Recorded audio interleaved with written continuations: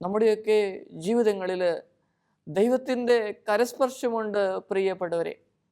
ഒരുപക്ഷെ ഞാനും നിങ്ങളും ഒക്കെ ചിന്തിക്കും, ഓരോ കാര്യങ്ങൾ ചെയ്തിട്ട് അധികമൊന്നും ഉയർച്ചയൊന്നും ഇല്ലല്ലോ, പിന്നെ എന്തിനാ ഇങ്ങനെയൊക്കെ ജീവിക്കുന്നത് എന്നതിനെക്കുറിച്ച്.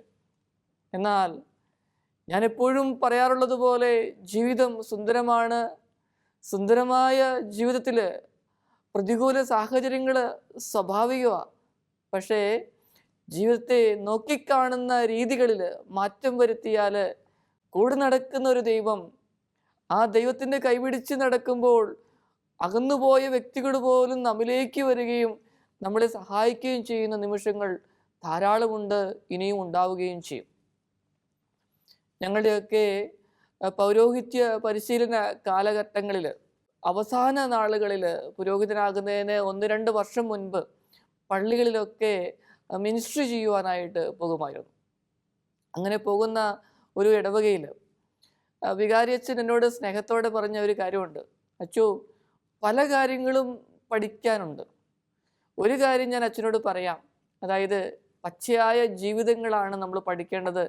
നിങ്ങൾ തിയറിറ്റിക്കലായിട്ടൊക്കെ സെമിനാരിയിൽ പഠിക്കുന്നു, ഒരു കാര്യം പറയാം എന്ന് പറഞ്ഞുകൊണ്ട് അച്ഛൻ അവിടെ വരുന്ന ഒരു സഹോദരൻ്റെ കാര്യം ചെറുതായിട്ടൊന്ന് സൂചിപ്പിച്ചു. എന്നോട് പറഞ്ഞത് ഇപ്രകാരമാണ്: ഈ സഹോദരൻ്റെ ജീവിത പങ്കാളി ഏതാനും മാസങ്ങൾക്ക് മുമ്പ് മരിച്ചുപോയി. ഞാൻ നോട്ട് ചെയ്ത ഒരു കാര്യമുണ്ട്, ഈ ജീവിത പങ്കാളിയുടെ മരണശേഷം ഇദ്ദേഹം എല്ലാ ദിവസവും കുർബാനയ്ക്ക് വരും.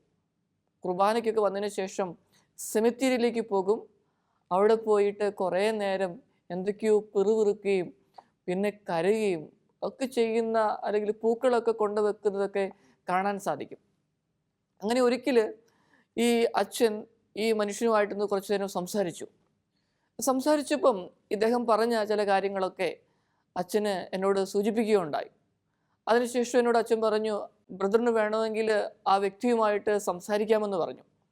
ഞാൻ കുറച്ചു നേരം അദ്ദേഹവുമായിട്ട് സംസാരിക്കുവാനായിട്ട് ശ്രമിച്ചു.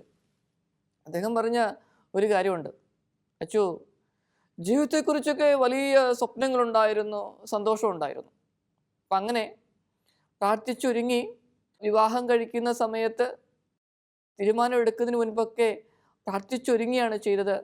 അങ്ങനെ ആ കഴിക്കുന്ന സമയത്ത് വരെ എനിക്ക് മനസ്സിനിണങ്ങിയ ഒരു ജീവിത പങ്കാളിയാണ് എന്നുള്ള ധാരണയോടുകൂടിയാണ് ഞാൻ വിവാഹ ജീവിതത്തിലേക്ക് പ്രവേശിച്ചത്. നാളുകൾ മുമ്പോട്ട് പോയി. കൂടെയുള്ള വ്യക്തികളൊക്കെ പല കാര്യങ്ങളും പറയുവാൻ തുടങ്ങി. എന്നെ സംബന്ധിച്ചിടത്തോളം എൻ്റെ ജീവിത പങ്കാളി എന്ന് എനിക്ക് ഒരു ഉപദ്രവവും ഏറ്റിട്ടില്ല. വലിയ സ്നേഹമുള്ള ജീവിത പങ്കാളിയായിരുന്നു. എന്നാൽ വീട്ടിലുള്ളവർ, ബന്ധുക്കൾ, നാട്ടിലുള്ളവരൊക്കെ പറയുന്നു, എന്തിനാ ഇങ്ങനെയുള്ള ഒരാളെ വിവാഹം കഴിച്ചത്? അവരുടെയൊക്കെ സങ്കല്പത്തിൽ ഇദ്ദേഹത്തെ പോലെ സൗന്ദര്യമുള്ള ഒരു വ്യക്തി അല്ലായിരുന്നു ഈ ഇദ്ദേഹത്തിൻ്റെ ഭാര്യ. മാനുഷിക ദൃഷ്ടിയിൽ സൗന്ദര്യമെന്ന് പറയുന്നത് ഓരോരുത്തരുടെയും സങ്കല്പങ്ങളാണ്.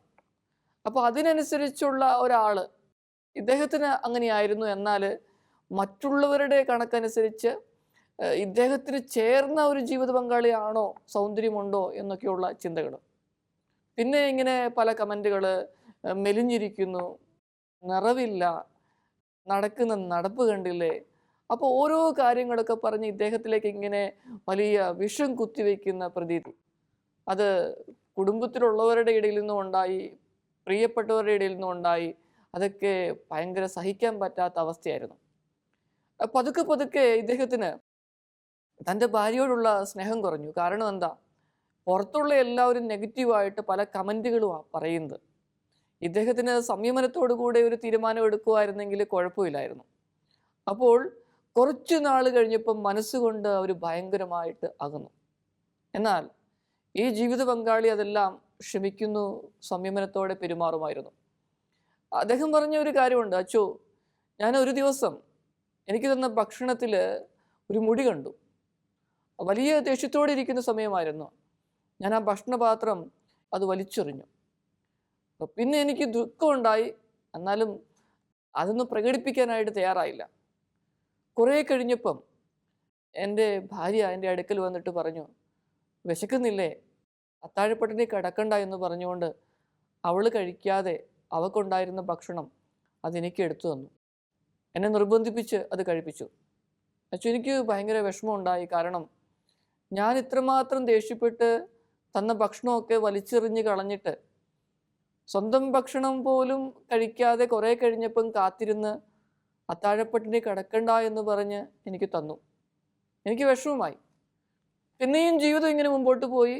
കൂടെയുള്ളവരുടെ വാക്കുകൾ കേൾക്കുന്ന ഒരു വ്യക്തിയായിരുന്നു ഇദ്ദേഹം. അങ്ങനെ കേട്ടു. വീണ്ടും ഈ സഹോദരിയോട് വലിയ ദേഷ്യത്തോടെ പെരുമാറി. പ്രിയപ്പെട്ടവരെ, അവരുടെ ജീവിതം കുറച്ചു നാളുകൾ നീണ്ടു. അങ്ങനെ ഈ ജീവിത പങ്കാളി മരിക്കുകയാണ് ചെയ്യുന്നത്. ഇദ്ദേഹം കൂട്ടിച്ചേർത്തത് ഇപ്രകാരമാണ്: അച്ചോ, മരണശേഷം ഞാൻ വീട്ടിൽ ഒറ്റയ്ക്കായി. പഴയ ഓർമ്മകളൊക്കെ എൻ്റെ മനസ്സിലേക്ക് വന്നു. ഞാൻ ദേഷ്യപ്പെടുമ്പം തിരിച്ചു പറയാത്ത, നിശബ്ദമായി എന്നെ ടേക്ക് കെയർ ചെയ്യുന്ന, ഭക്ഷണം ഞാൻ വലിച്ചെറിഞ്ഞാൽ പോലും അത്താഴപ്പട്ടിണി കിടക്കണ്ട എന്ന് പറഞ്ഞ് ഭക്ഷണം കൊണ്ടു തരുന്ന ഒരു ജീവിത പങ്കാളി. അച്ചോ, ഞാൻ എത്ര വലിയ ക്രൂരതയാ എൻ്റെ പ്രിയപ്പെട്ടവരോട് ചെയ്തത്. ഈ ജന്മം മുഴുവൻ പ്രായശ്ചിത്തം ചെയ്താൽ തീരുമോ എന്ന് എനിക്കറിയില്ല. അതുകൊണ്ടാ അച്ഛാ ഞാൻ എല്ലാ ദിവസവും പള്ളിയിൽ വരികയും ആ കുഴിമാടത്തിനരികെ പോയി പ്രാർത്ഥിക്കുകയും ചെയ്തത്.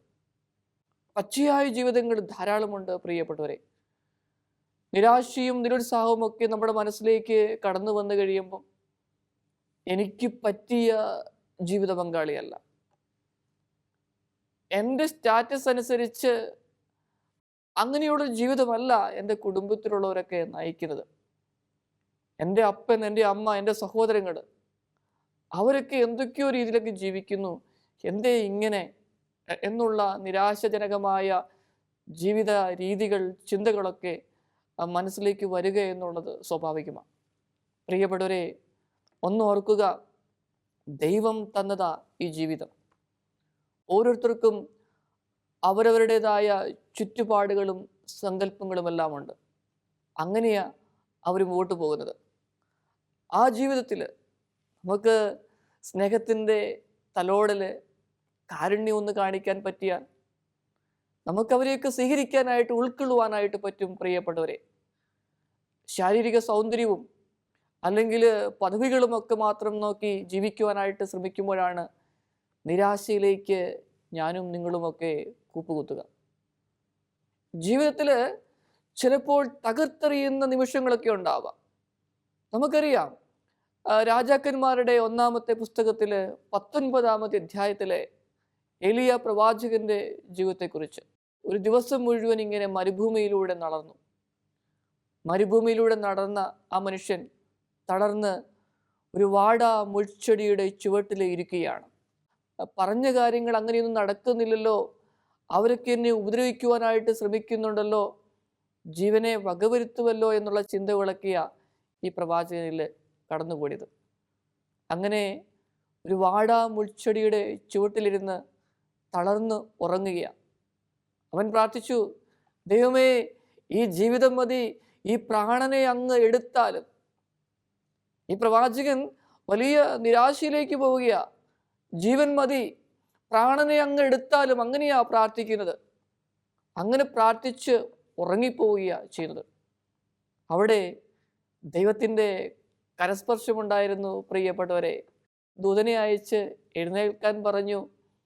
എഴുന്നേറ്റപ്പോൾ ചുടുകല്ലിൽ ചുട്ട അപ്പവും ചൂടുവെള്ളവും ഇരിക്കുന്നുണ്ടായിരുന്നു. കഴിക്കാൻ പറഞ്ഞു, കഴിച്ചു. പിന്നെയും തളർന്നുറങ്ങി. അത്രമാത്രമായിരുന്നു മനസ്സിൻ്റെ വേദന. വീണ്ടും പറഞ്ഞു, എഴുന്നേൽക്കുക, അപ്പവും വെള്ളവും ഭക്ഷിക്കുക, തിടുക്കത്തിൽ യാത്ര പുറപ്പെടണമെന്ന്. അങ്ങനെ അത് ചെയ്തു. പിന്നെ ഹോറോബ് മലയിലേക്ക് തിടുക്കത്തിൽ യാത്ര പുറപ്പെടുകയാണ് ചെയ്തത്. കാരണം എന്താ? ദൈവത്തിൻ്റെ ഇടപെടൽ ആ പ്രവാചകൻ ജീവിതത്തിൽ അനുഭവിച്ചറിഞ്ഞു. വലിയ നിരാശയിലൂടെ എൻ്റെ പ്രാണനെ തന്നെ എടുക്കണേ, ജീവൻ മതിയെന്ന് പ്രാർത്ഥിച്ച ആ പ്രവാചകൻ, ദൈവം ആ പ്രവാചകനോട് ഹോറോബ് മലയിലെത്തിയപ്പോൾ ചോദിക്കുകയാണ്, ഏലിയാ, നീ എന്തെടുക്കുന്നു? അവൻ മറുപടി പറയുക, സൈന്യങ്ങളുടെ ദൈവമായ കർത്താവിനെ പ്രതിയുള്ള തീഷ്ണതയാൽ ഞാൻ ജ്വലിക്കുകയാണ് എന്ന്. പ്രിയപ്പെട്ടവരെ, ആദ്യ ഭാഗം, രണ്ടാമത്തെ ഭാഗം, നിരാശയിലൂടെ കടന്നുപോയ മനുഷ്യൻ എൻ്റെ പ്രാണനെ എടുത്തോ എന്ന് പറഞ്ഞ് പ്രാർത്ഥിച്ച മനുഷ്യൻ, മരണത്തെ പുൽകാനായിട്ട് പ്രാർത്ഥിച്ച മനുഷ്യൻ പറയുകയാണ്, എൻ്റെ ദൈവമേ, അങ്ങയെക്കുറിച്ചുള്ള തീഷ്ണതയാൽ എൻ്റെ ഹൃദയം ജ്വലിക്കുകയാണ് ചെയ്തതെന്ന്. സ്നേഹമുള്ളവരെ, നമ്മുടെയൊക്കെ ജീവിതത്തിൽ പ്രതികൂല സാഹചര്യങ്ങൾ അത് സ്വാഭാവികമാണ്. മനസ്സ് കലുങ്കുഷിതമാകുന്ന നിരാശയുടെ പടിക്കുഴിയിലേക്ക് പോകുന്ന ജീവിത രംഗങ്ങൾ അതൊരുപാടുണ്ട്. അതിനെയൊന്ന് അതിജീവിച്ചെങ്കിൽ മാത്രമേ ജീവിതം സന്തോഷമുള്ളതാക്കി മാറ്റുവാനായിട്ട് സാധിക്കുകയുള്ളൂ.